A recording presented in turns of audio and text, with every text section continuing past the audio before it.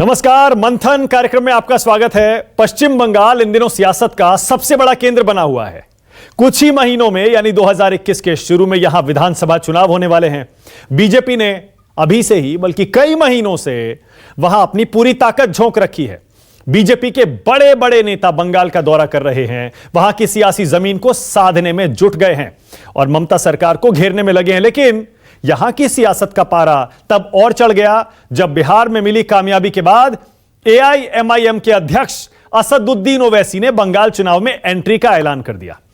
इसके बाद बंगाल में ओवैसी पर मुस्लिम वोटों के ध्रुवीकरण करने का आरोप लग रहा है। सियासत के भाईजान के ऐलान के बाद यहां घमासान और तेज हो गया है।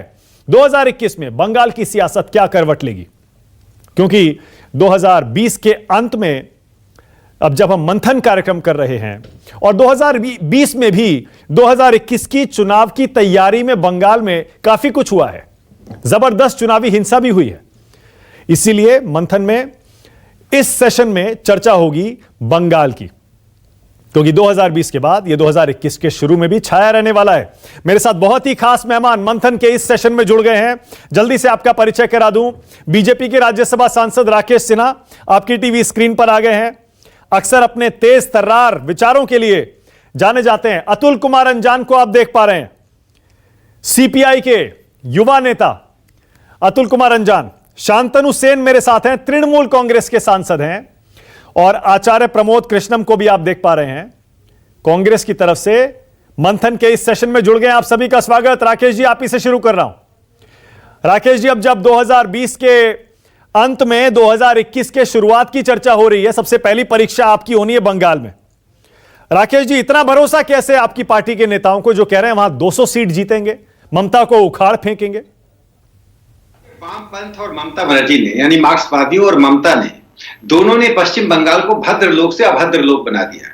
हिंसा का तांडव नृत्य जो वामपंथियों के शासन में हुआ, जो सिर्फ नंदीग्राम और सिंगूर तक सीमित नहीं था, 50,000 राजनीतिक कार्यकर्ताओं की हत्या हुई। ममता उस वक्त आई और ममता का संघर्ष वाम से था, लेकिन ममता वाम से भी खतरनाक निकली। उन्होंने सिर्फ हिंसा का तांडव नृत्य नहीं किया, पश्चिम बंगाल का इस्लामीकरण की प्रक्रिया शुरू कर दी।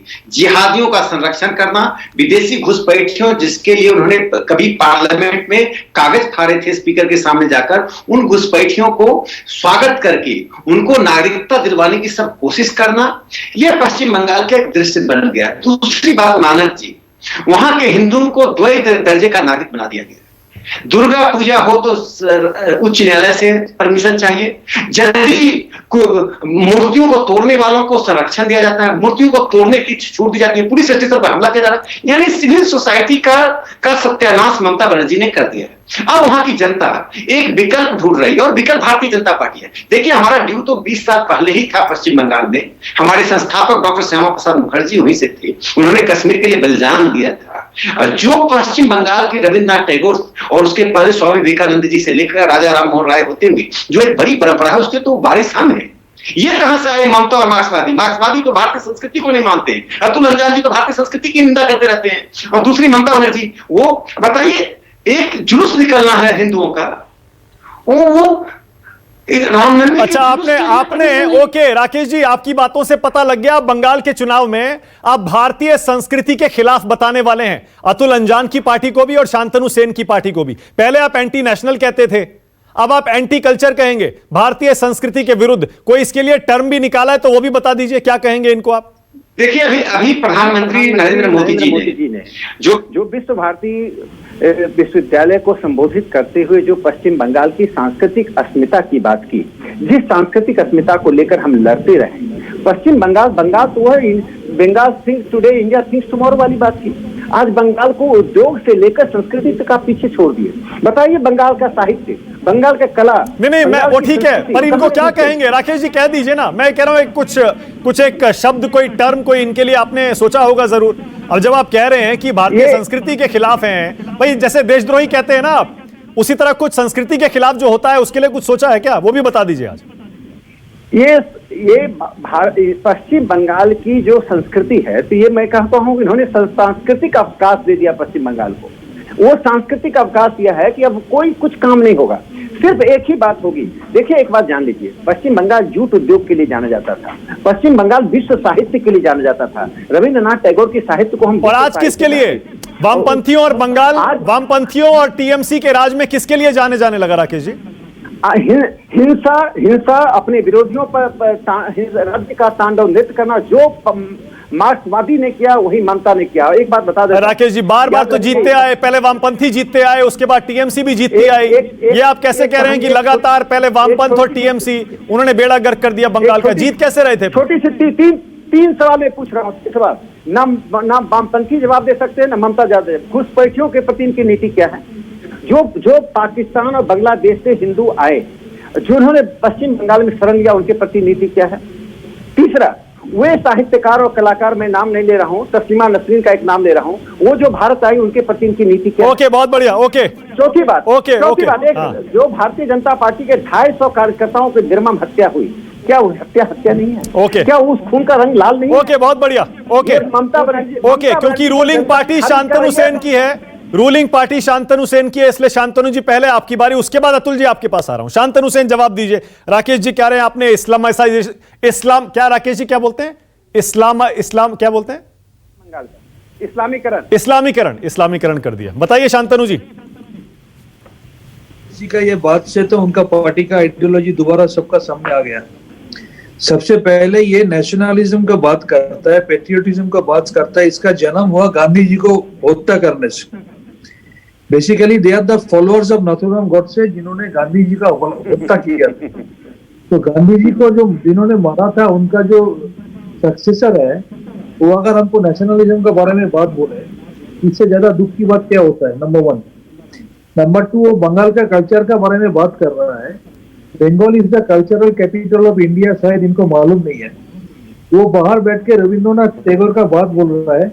एक बात अच्छी तरह जान लीजिए, इलेक्शन का पहले गिमिक और ड्रामा करने के लिए अगर आपने दाढ़ी बना लिया तो आपको रविंद्रनाथ अब नहीं हो सकता है। हमने देखा है, हमारा माननीय प्रधानमंत्री जी रविंद्रनाथ टैगोर के बारे में फॉल्स इंफॉर्मेशन दे रहा है, उनका रिलेटिव का नाम गलत बोल रहा है।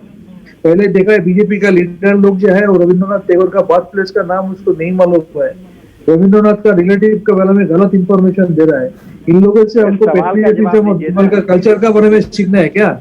दूसरा बात है, ये घुसपैठिया के बारे में जो बोल रहा है, सवाल उठा उसका जवाब दीजिए ना। हिंसा है कि देखिए, अगर आपको कला साहित्य ये बोलना है, क्या विकास किया?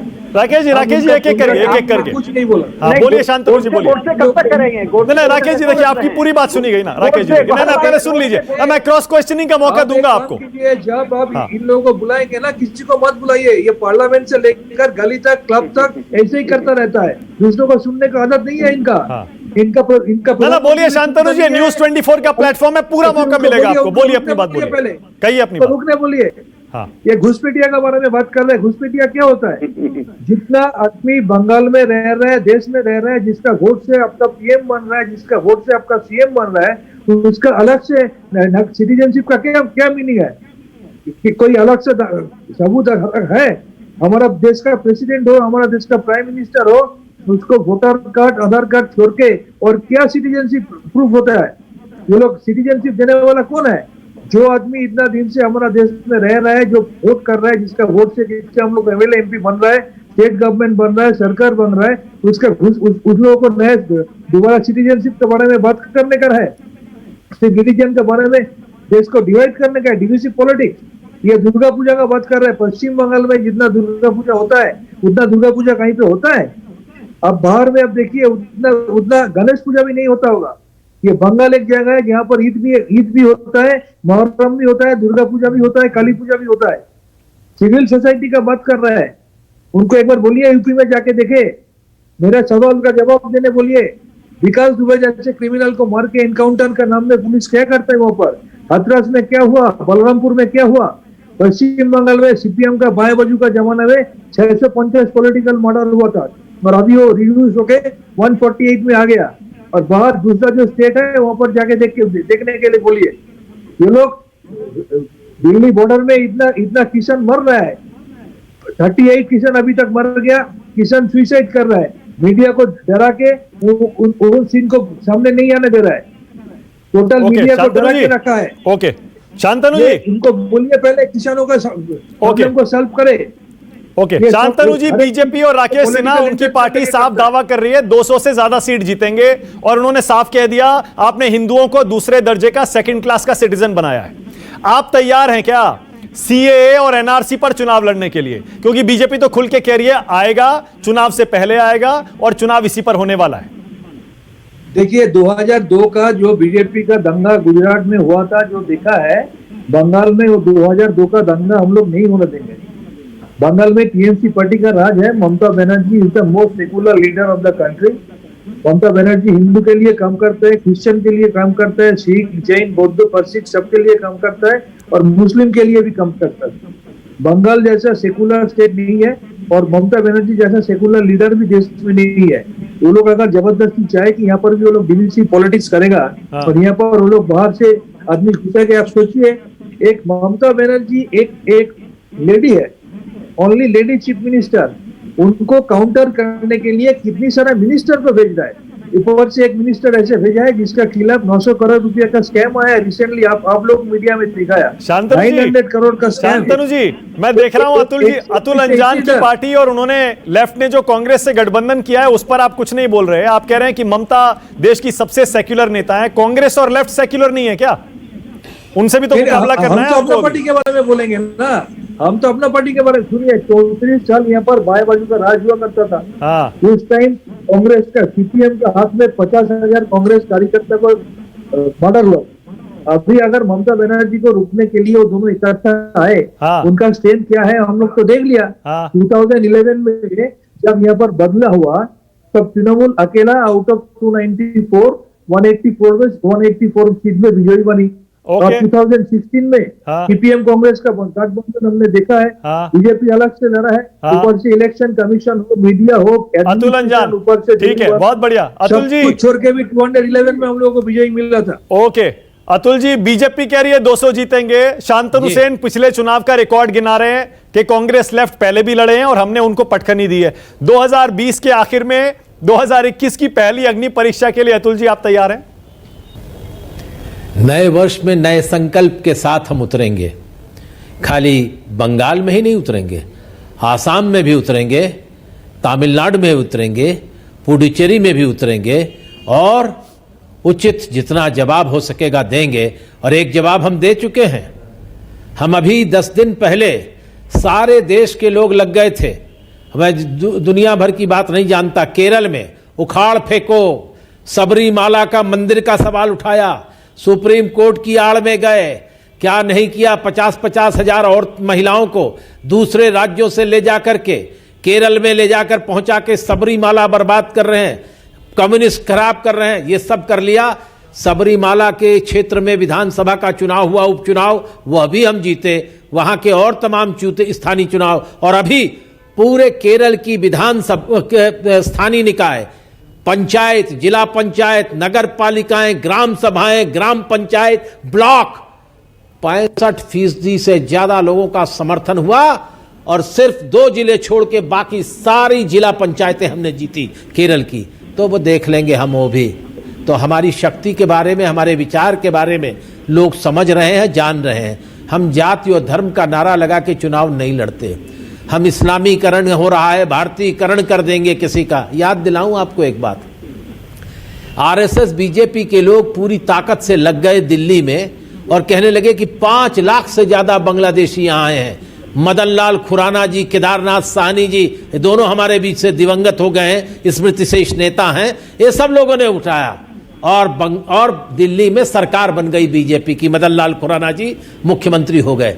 लोगों ने पूछा अब तो निकालो बांग्लादेशी जो 5 लाख हैं। तो कहने लगे हमारे हाथ में तो कोई शक्ति नहीं है दिल्ली की सरकार को, कांग्रेस ने पंगु बना रखा है, इसलिए ये काम तो केंद्र, सारी पुलिस व्यवस्था केंद्र के हाथ में है। जब तक केंद्र में हमारी सरकार नहीं होती हम नहीं कुछ कर पाएंगे। केंद्र में भी सरकार बन गई, अब तो आपके पास है। एक भी बांग्लादेशी निकला, आप तो कहे 10 लाख मध्य प्रदेश में घुस गए हैं, 13 लाख वहां महाराष्ट्र में हैं। कहां है ये सब? क्यों नहीं निकाले गए? ये चुनावी मुद्दा बना रहे हो, फिर बंगाल में आ गए। कि बांग्लादेशी आ गए। अरे छोड़ो बंगाल की, वो तो बंगाल से सीमा लगी हुई है उसकी। ऑब्लिवियन डुब्लिवियन में हजारों लोग उधर धान की रोपनी करने जाते हैं और वहां से चले आते हैं। पोरस बॉर्डर है, अरे आप ही बना दो ना बॉर्डर, खींच दो तार, लोहे की दीवार खींच दो, वो सब छोड़ो बंगाल की। आप बताओ, आप दिल्ली से बांग्लादेशी निकाल पाए, मध्य प्रदेश से निकाल पाए जो दावे आप करते थे?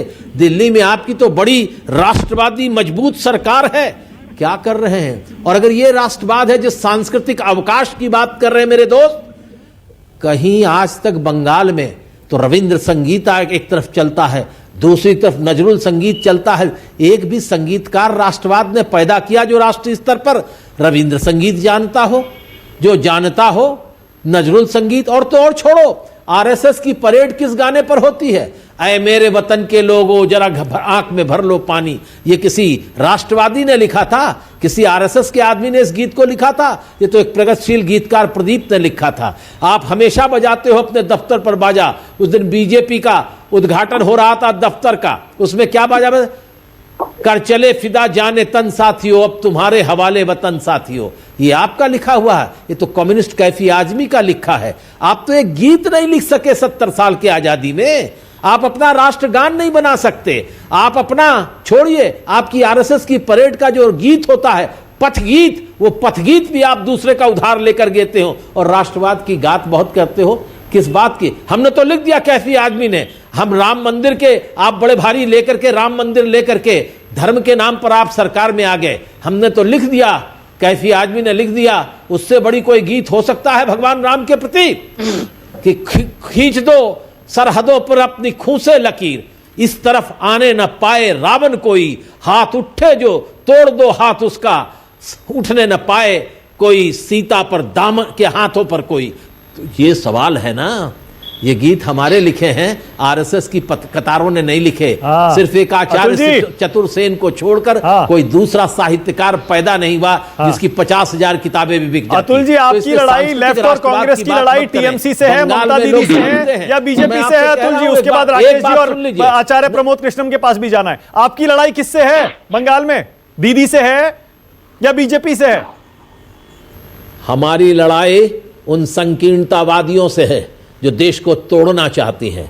हमारी लड़ाई अराजकतावादियों से है जो सत्ता का दुरुपयोग जो है करते हैं आतंक के लिए, हत्या के लिए। उनसे है हमारी लड़ाई और उन सब के खिलाफ हम मोर्चा लगाकर आप देखिएगा कि एक आकस्मिक परिणाम निकलेंगे। राकेश सिन्हा, ये कह रहे हैं, उसके बाद आ रहा हूं आचार्य जी। 2000 राकेश सिन्हा में हमने बीजेपी के लोग राकेश सिन्हा बोलिए, सुन लिया आपने? हाँ, एक मिनट। हाँ बोलिए, अतुल जी कंप्लीट कर रहे हैं। हाँ कुछ कह रहे हैं अतुल जी, बोलिए। में हमने, हाँ बोलिए 2019 में हमने लोकसभा जीत ली। बहुत जीती आपने सीटें ना, बहुत जीती, लेकिन क्या बात है, आपने तो हम विधानसभा भी जीतेंगे। 18 सीटें हमने लोकसभा में बंगाल में जीत ली हैं, इतनी सीटें उसके नीचे विधानसभा है। अब हम आ रहे हैं सरकार में। अरे भाई, भाजपा के लोगों, आरएसएस के लोगों, सिद्धांतकार लोगों, आप लोग तो 7 की 7 सीटें दिल्ली की लोकसभा में जीते थे प्रचंड बहुमत से, और विधानसभा में सिर्फ चुनाव हुए 3 महीने 4 महीने बाद 3 सीट आई थी, 4 सीटें जीते। 3 सीट जीते। नहीं 3 आई थी अतुल जी, 4 ज्यादा बता रहे। 3 आई थी, 3 बाद में 4 हो गई, भी नहीं बन पाए। मान्य 3 हम जरा हम उदारपंथी लोग हैं ना, उदारवादी हैं, इसलिए दे दिया एक। राकेश जी बोलिए, अब क्या बोलिए हुआ? राकेश जी, लोकसभा जीते, विधानसभा में पर लोकसभा एक बात मानक जी, हाँ विषय बंगाल है और अतुल जी बोल रहे हैं केरल पर। विषय तृणमूल बीजेपी और कांग्रेस वाम के गठबंधन के बीच के झगड़े, मैंने लड़ाई है, चुनावी लड़ाई है, और कर रहे हैं बीजेपी का काव्यात्मक विश्लेषण। मैं 2 बातें पूछना चाहता हूँ। नहीं, उन्होंने कहा कि लड़ाई आपसे है उनकी, वो मिल के हराएंगे तीनों आपको। उन्होंने बंगाल पे तो उन्होंने एक शब्द नहीं बोला ना, शांतनु जी ने हमारे सवाल का जवाब दिया। मैं 3 स्पष्ट सवाल पूछना चाहता हूँ। इस देश में CAA को लागू करने में इनको क्या तकलीफ है? इन 4 देशों में, अफगानिस्तान, पाकिस्तान, बांग्लादेश, इन 3 देशों में जो हिंदू, सिख, बौद्ध, जैन, पारसी, ईसाई, इन धर्मावलंबियों पर जो मेजोरिटेरियन स्टेट, जो इस्लामिक राज्य है, घोषित अघोषित इस्लामिक राज्य है, जो अत्याचार करते हैं, अल्पसंख्यकों को भारत में नागरिकता देने पर इनको क्यों समस्या होती है? एक, क्यों ये शाहीन बाग में जाकर डमरू बजाते हैं? क्यों इनका छात्र नेता कन्हैया जाकर कश्मीर को भारत से कहता कश्मीर और भारत की सेना का कब्जा है? दूसरा सवाल, घुसपैठियों पर इनकी स्पष्ट नीति क्या है? तृणमूल कांग्रेस माफी मांगे कि ममता बनर्जी ने सर उन्होंने बताई तो अभी घुसपैठियों पर अपनी नीति। राकेश जी नहीं उन्होंने बताया तो सही। अभी शांतनु सेन ने बताया जो लोग आपको पीएम और सीएम असेंबली में एमएलए और लोकसभा में एमपी चुन के भेज रहे हैं, उनको आप कैसे निकाल देंगे? पॉलिसी बताया तो उन्होंने घुसपैठियों पर क्या है? सुन लीजिए विदेश घुसपैठिया एमएलए एमपी बनेगा, हम उसे भी बाहर करेंगे। एक बात जानिए, एनआरसी होगा। क्यों एनआरसी से डरते हैं वामपंथी और ये ममता? क्यों एनआरसी से डरते हैं? हमको और आपको कोई कहेगा अपना प्रमाण पत्र? ठीक है, ओके राकेश जी, आपने सवाल पूछे हैं, उनके जवाब में ले लूंगा। एक सेकंड, आपने जवाब नहीं दिया, लेकिन उन्होंने जो आपकी तरफ तीर चलाए हैं आपने उनका जवाब नहीं दिया। आप तीर चलाने लगे दोबारा। उनका सवाल बड़ा सीधा है। वो ये कह रहे हैं कि आप असेंबली कैसे जीतेंगे? लोकसभा जीत गए प्रधानमंत्री मोदी के नाम पर, मोदी लहर चल रही थी। असेंबली आप हारते हैं, दिल्ली हारे थे, वो आपको याद दिला रहे हैं। सीएम का चेहरा कौन है? ममता बनर्जी के सामने किसे उतारिएगा बताइए? क्या अतुल अंजानी से मैं बात करूं जी? जो वामपंथी भारतीय कम्युनिस्ट पार्टी बिहार में मुख्य विपक्षी पार्टी लालू जी के शरण में है, आज सीपीएम के शरण में है। इसलिए मैं सीपीआई पर तो कोई बात नहीं करना, तो मुझे दुख होता है सीपीआई की स्थिति में राष्ट्रीय पार्टी का दर्जा भी नहीं मिल पा रहा है। लेकिन एक बात मैं कहना चाहता हूँ, पश्चिम बंगाल में भगवा लहर चल रहा है और हम 2/3 बहुमत से पश्चिम बंगाल में जीतकर अपनी सरकार बनाएंगे, बीजेपी का मुख्यमंत्री बनेगा। डॉक्टर श्यामा प्रसाद मुखर्जी का सपना पूरा होने जा रहा है। राकेश जी, चेहरा कौन होगा? क्या सौरभ गांगुली होंगे क्या राकेश जी? देखिए हम लोकतांत्रिक पार्टी है, हम लोकतांत्रिक पार्टी, हम निर्णय करते चेहरा कौन होगा। हम वो पार्टी नहीं कि ज्योति बासु, ठीक है, ओके। हम वह पार्टी नहीं है कि आचार्य जी, ओके, ये लोकतंत्र है। ओके। चाय बेचने वाले के घर से व्यक्ति प्रधानमंत्री बनता है, गरीब परिवार का व्यक्ति मुख्यमंत्री बनता है। एक जो योगी आदित्यनाथ जी किस परिवार से हैं? क्या उनके पिताजी थे? कोई जानता है? नहीं, ये दोधारी तलवार है, इसीलिए मैंने ये सवाल पूछा था राकेश जी। असेंबली इलेक्शन अगर आप प्रधानमंत्री मोदी के नाम पर, अमित शाह के नाम पर लड़ेंगे, हार का खतरा बढ़ जाता है। आपको पता है लोकसभा आप जीत लेते हैं उन लोगों के नाम पर, असेंबली इलेक्शन आप हार भी सकते हैं। और बता दीजिए, तृणमूल कांग्रेस में भगदड़ मची हुई है, बुरी कतार लगी है बीजेपी माने के लिए हमारे दरवाजे पर। ओके, आचार्य प्रमोद कृष्णम पहले आएगा, कौन बाद में आएगा? आचार्य जी आप भी बोलिए। 2021 की पहली अग्नि परीक्षा के लिए क्या कांग्रेस तैयार है? आचार्य जी, वो अलग बात है कि आपके नेता छुट्टी मनाने चले गए। आचार्य जी देखिए मानक जी, पहली बात तो ये है कि राकेश सिन्हा जी बड़े विद्वान प्रवक्ता हैं। मैं ये कहना चाहता हूँ, वो कह रहे थे कि सब लोगों को माफी मांगनी चाहिए, पता नहीं किस किस बात के लिए। तो पहली माफी तो बीजेपी को भी मांगनी चाहिए कि महबूबा मुफ्ती को जो मुख्यमंत्री बनाया वो आपने बनाया। जो महबूबा मुफ्ती पाकिस्तान की खुलेआम वकालत करती है और करती थी। दूसरी बात, 2014 का जब चुनाव हो रहा था तो गली गली मोहल्ले मोहल्ले तमाम बीजेपी के कार्यकर्ता इस देश में इतना बड़ा भ्रामक प्रचार करते थे कि बस एक बार मोदी जी प्राइम मिनिस्टर बन जाएं तो ये सारे के सारे मुसलमानों को हम पाकिस्तान भेज देंगे। एक भी मुसलमान पाकिस्तान नहीं भेज पाए आप, और 6-7 साल हो गया, और बल्कि मोदी जी बिना बुलाए पाकिस्तान चले गए थे। तीसरी बात मैं कहना चाहता हूँ कि वेस्ट बंगाल में ये बात पक्की है कि ये अभी अतुल अंजानी जी को मैं सुन रहा था, शांतनु जी को भी सुन रहा था, बीजेपी को हम फायदा मिल रहा है इस बात का कि लेफ्ट वहाँ अलग लड़ रहा है, टीएमसी अलग लड़ रही है। अब लेफ्ट यहाँ कांग्रेस के खिलाफ है, कांग्रेस लेफ्ट के खिलाफ है, कहीं टीएमसी कांग्रेस के साथ है, कहीं कांग्रेस। तो बेहतर होता कि अगर भाजपा के सामने तीनों लोग मिलकर के लड़ते तो पता चलता देश में एक विचारधारा लेफ्ट है, एक राइट है, एक ईस्ट है, एक वेस्ट है। देखिए इस देश के अंदर दो विचारधाराएं हैं। एक विचारधारा है गांधी की विचारधारा, एक विचारधारा है जो गांधी के खिलाफ लोग हैं उनकी विचारधारा। मैं ये नहीं कहता कि बीजेपी की विचारधारा गॉडसे की विचारधारा है, लेकिन गांधी को एक्सेप्ट बीजेपी ने कभी नहीं किया और न आरएसएस ने किया। तो एक विचारधारा है जो गांधी को भी एक्सेप्ट नहीं कर पाई। वो तो भला हो नरेंद्र मोदी और गुजरात के तमाम नेतृत्व की चतुरता का, उनकी चतुराई है कि उन्होंने गांधी को पूजना शुरू कर दिया। मजबूरी में फिर दूसरे लोगों ने भी पूजना शुरू किया। लेकिन ये हकीकत है मानक जी, राकेश सिन्हा जी बैठे हैं, अभी भी महात्मा गांधी का चित्र किसी भी भाजपा के और जो आरएसएस से निकले हुए लोग हैं उनके यहाँ नहीं मिलता है। आचार्य जी, कभी धोखे से मिल जाए वो अलग बात है। आचार्य जी, पटेल को छीनने का प्रयास हो रहा है। आचार्य पटेल जी, तो वो हैं जो कांग्रेस की बुनियाद में शामिल। आचार्य जी, आंकड़े देख लीजिए ना, आप उनकी बीजेपी की, सुनिए आचार्य जी, आप बीजेपी की संघ की विचारधारा पर खूब हमला करिए और इस चुनाव में भी उतर के खूब उसको टारगेट करिए। लेकिन मैं ये कह रहा हूं आचार्य जी, बिहार जीत के आए अभी वही विचारधारा के लोग। अभी आपने बाकी जगह जो बाई इलेक्शन हुए थे बिहार के साथ साथ, वहां भी रिजल्ट देख लिया। बंगाल में बार बार ये कह रहे हैं 18 लोकसभा सीटें हमने जीती थी, असेंबली में हम 2/3 बहुमत जीतेंगे। कैसे रोकेंगे आप, ये बताइए आप। तीनों एक साथ तो है नहीं, टीएमसी एक तरफ है, कांग्रेस लेफ्ट एक तरफ है, बीजेपी एक तरफ। देखिए, टीएमसी और कांग्रेस अलग अलग मिलकर लड़ रहे हैं। यही दुर्भाग्य है कि स्टेट के अंदर हम एक दूसरे को गाली देते हैं और जब राष्ट्रीय स्तर पे हम आते हैं तो एक दूसरे के साथ मिल करके हम एक फ्रंट बनाते हैं।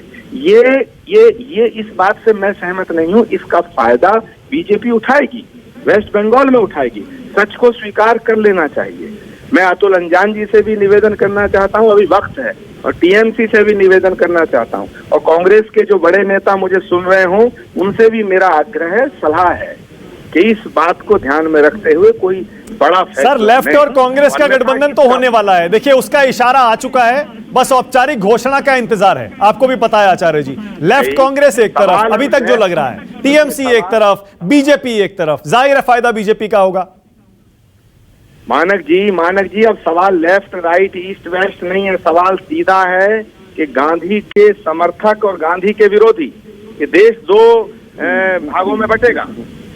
इस पर फैसला करना चाहिए, अपने अपने छोटे स्वार्थों को छोड़ करके राष्ट्रीय स्तर पर भी और राज्य स्तर पर भी, क्योंकि दो ही विचारधारा हैं, एक गांधी विरोध, एक गांधी समर्थक। उसका करना चाहिए, वरना उसका फायदा। ऑलराइट, एक कमेंट शांतनु जी से ले लेता हूं फिर, अब जबकि आपने गेंद उनके पाले में फेंक दिया। शांतनु जी, बना लीजिए महागठबंधन एक लेफ्ट और कांग्रेस के साथ, अगर बीजेपी को पटखनी देनी है तो, वरना बीजेपी तो इस बार बंगाल में भी कमल खिलाने की तैयारी कर रही है, दावा है उनका पूरा। नहीं, उसके पहले तो हम राकेश जी के लिए एक बात बोलने चाहेंगे। उन्होंने बोला कि हाँ एक चाय बेचने वाला प्रधानमंत्री हो गया। यही तो सबसे बड़ा दुर्भाग्य की बात है कि एक चाय बेचने वाला अभी देश बेचने वाला प्रधानमंत्री हो गया। तो रेल से लेकर एयर इंडिया से लेकर बीएसएनएल से लेकर 42 PSU से लेकर पूरा देश को बेचने में लगे हुए हैं। और उनका यहाँ पर दो मिडिल मैन है, एक अंबानी और एक अदानी। किसान लोग मर रहे हैं और किसानों को जो राइट है उसको भी बेचने के लिए पड़ा हुआ है। अब देख के आप मेरे को फिर बाद में बोलिएगा। ये सीए के बारे में मेरे को लग रहा है, एनआरसी का बारे में मेरे को लग रहा है राकेश जी का ज्यादा नॉलेज नहीं है। मेरा सवाल का जवाब नहीं दे पाया कि आपका पास है कोई identity proof other than voter card और Aadhaar card? Is there any citizenship identity proof आपके पास है? अगर आपके पास कोई और प्रूफ है तो हम अपने एमपी सीट छोड़ देंगे। बोलिए राकेश जी, लीजिए चुनौती, बताइए आपके पास क्या है अपनी आइडेंटिटी, अपनी पहचान हिंदुस्तानी के तौर पर साबित करने के लिए। शांतनु जी, आप तो सांसद भी, आप जानते हैं कि एनआरसी में 16 सवाल है। 16 सवाल में कुछ ऐसे सवाल हैं, देखिए आप, यदि मैं कहीं रहता हूँ तो मेरा पड़ोसी मुझे जानता होगा, मेरे पिताजी का नाम भी उसको पता होगा या मुझे पता होगा, मेरे दादाजी का भी नाम पता होगा। आप उन लोगों को बचाना चाहते हैं, आप किन लोगों को बचाना चाहते हैं? जब आधार कार्ड ही, जब आपको लगता है आधार कार्ड ही और वोटर कार्ड ही मांगा जा रहा है तो एनआरसी कहिए। फिर एनआरसी के नाम पर ममता जी क्यों चिल्लाने लगती हैं? क्यों जगत प्रकाश नड्डा जी के कारवां पर अटैक करवाती हैं? क्यों सीधा हिंसा का मुकाबला करती हैं? कभी अमित शाह जी के कारवां पर 2017 में अटैक हुआ, अब जगत प्रकाश नड्डा जी के कारवां पर अटैक हुआ, कभी हवाई जहाज नहीं करने देती। बताइए, आप लोकतांत्रिक व्यवस्था में, और मैं प्रमोद कृष्ण जी को कहना चाहता हूँ, आप तीनों सहोदर भाई हैं, बटे हुए तीनों, वो तथाकथित सेकुलरिस्ट वोट के आप लोग पुजारी हैं, अल्पसंख्यकवादी हैं, और आप इस देश की बात नहीं करते हैं। आप गोट से कब तक करते रहेंगे? 48 से 2020 आगे गाड़ी की सुई को आगे बढ़ाइए। महात्मा गांधी सबके हैं, राष्ट्रपिता हैं। महात्मा गांधी पश्चिम और पूर्व के बीच डायलॉग के एक बड़े पुल हैं। महात्मा गांधी को कौन अस्वीकार कर सकता है? और आप बार बार दो लोगों कहते हैं आरएसएस वाले गांधी विरोधी हैं। भैया आप कहते रहिए, बिहार में कहे क्या हो गया? असम में कहे क्या हो गया, देश में कहे नरेंद्र मोदी जी को 2002 के दंगों के लिए जिम्मेदार ठहराते रहे, देश ने उनको दो बार चुनाव जिताया।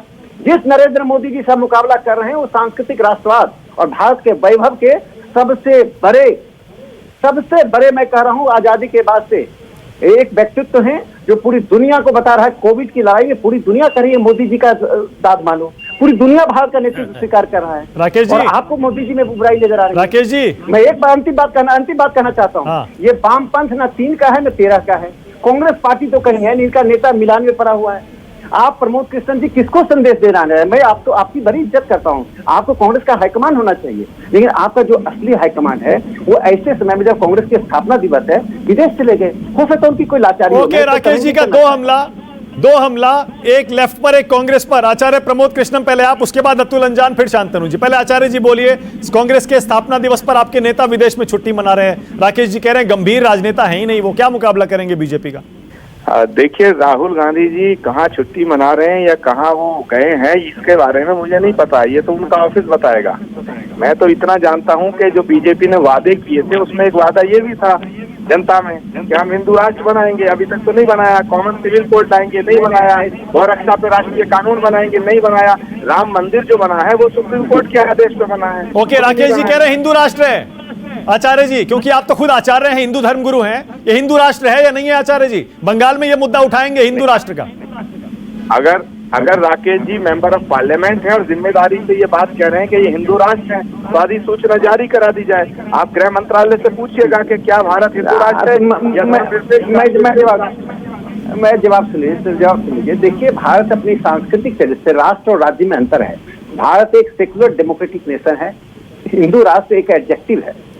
वेद, पुराण, रामायण, महाभारत ये इसकी विशेषताएं, इन विशेषताओं के आधार पर हिंदू राष्ट्र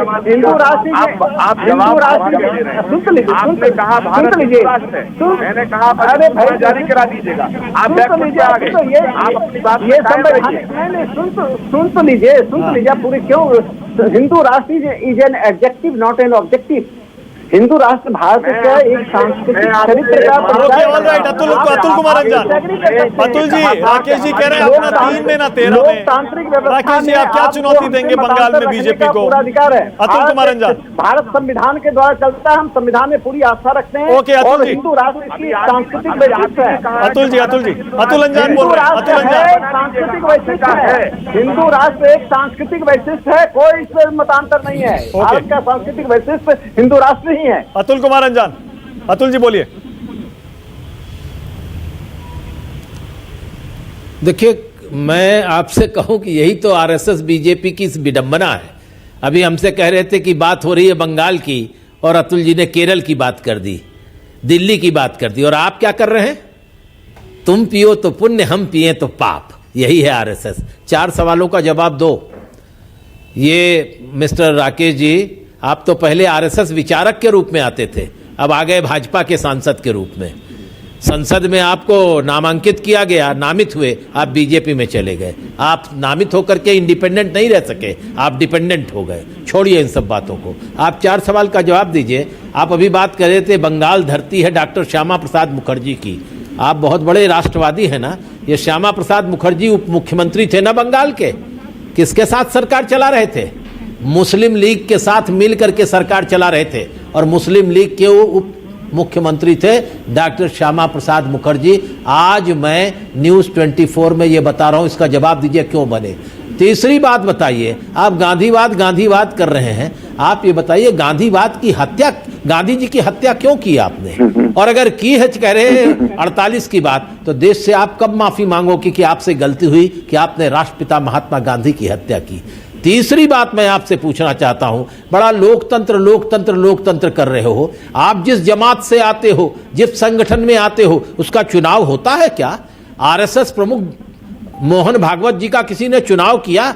मैंने सुना है कि आपकी एक राष्ट्रीय परिषद होती है, विद्वत परिषद होती है, लेकिन आपका चुनाव तो मोहन भागवत जी एक लिफाफे में, अगला कौन संघ प्रमुख होगा वो एक लिफाफे में लिख करके आप एक बड़े उसके अंदर, दरवाजे के अंदर एक बड़े अलमारी में बंद कर दोगे, और उसके बाद उनके देहांत के बाद या उसके समय के पहले खोलोगे और जिसका नाम होगा वो होगा। तो आप लोकतंत्र में विश्वास करते हो? आप लोकतंत्रवादी संस्था हो? छोड़ो इन सब बातों को, बात छोड़ दीजिए। कहां जाएंगे और क्या करेंगे? मोदी जी महान है, फलाने हैं, ये कहने से क्या फायदा है? क्या करेंगे आप? देश के किसान पड़े हैं, आप जवानों की बात कर रहे हैं। जल्दी से बता दीजिए। 6 साल हो गए मोदी जी को राकेश जी ने तो कह दिया 2/3 जीतेंगे। कभी ये याद नहीं आपने था? शांतनु जी को सुन लिया, बहादुर वो भी इशारों में कह रहे हैं शांतनु जी, अब की इशारों में कह रहे हैं देखिए हमने 211 जीती थी। आप वहां नमन करने चले गए, इसलिए कि लाखों किसान दिल्ली के बॉर्डर के ऊपर जिसमें सिखों की भरमार है, आप वहां उनको प्रभावित करने के लिए गुरु तेग बहादुर के चरणों में चले गए। आज तक कभी आपने गुरु गोविंद साहब के चारों बच्चे और माता गुजरी देवी की शहादत पर कोई दिवस मनाया? आज आप बड़े बड़े विज्ञापन जारी कर रहे हैं। मैं दिखाना चाहता हूं आपको, देख लीजिए आप, टाइम्स ऑफ इंडिया में विज्ञापन छपा हुआ है और मुख्यमंत्री के आवास पर कुर्बानी होगी। ये अगर किसानों का आंदोलन न होता तो ये सब भी नहीं होता। याद करिए इंदिरा गांधी की हत्या के समय आपके लोग क्या कर रहे थे? छोड़ दीजिए इस बात को। आप जब 1966 के अंदर आरएसएस पर्चा बांट रहा था कि हरियाणा और पंजाब के हिंदुओं से कह रहा था। क्लोजिंग कमेंट राकेश सिन्हा, मेरे पास टाइम भी खत्म हो रहा है, बोलिए राकेश जी। कोई आदमी पंजाबी बोलिए राकेश जी। देखिए अनर्गल सवाल कार्य करते रहे हैं और आज आप बड़े राष्ट्रवादी बने घूम रहे हैं। कहां है राष्ट्र? आपने इस्तेमाल किया। मैं बंगाल के इलेक्शन के सिलसिले में कहना चाहता हूं कि नेताजी सुभाष चंद्र बोस को जवाहरलाल नेहरू ने बर्बाद कर दिया, मार दिया, फलाना कर दिया, क्लासिफाइड फाइल्स खोले जाएंगे, खोली गई उनकी क्लासिफाइड फाइल, सब बात सामने आ गई कि जवाहरलाल नेहरू तो उद्योग और संस्कृति का विकास होगा। वामपंथी न 3 में है न 13 में है। उनकी पत्नी के प्रति, उनकी बच्ची के प्रति पैसे अपनी जेब से भरते थे, जर्मनी में लड़ाई लड़ रही है। उनके प्रति अकाट श्रद्धा। ओके, मेरे पास टाइम खत्म हो गया, मेरे पास टाइम खत्म हो गया। मेरे पास मंथन के इस सत्र में टाइम इतना ही है। बहुत बहुत शुक्रिया और नए साल की शुभकामनाएं आप सबको। न्यूज़ 24 की तरफ से, मेरी तरफ से राकेश सिन्हा, अतुल कुमार अंजान, शांतनु सेन, आचार्य प्रमोद कृष्णम, बहुत बहुत शुक्रिया इस मंथन के सत्र में शामिल होने के लिए। नमस्कार, मैं हूं मानक गुप्ता। अगर आपको हमारा ये वीडियो पसंद आया हो तो इसे लाइक और शेयर जरूर करें और हां, हमें सब्सक्राइब और फॉलो करना ना भूलें ताकि आप देश और दुनिया की कोई खबर मिस ना करें।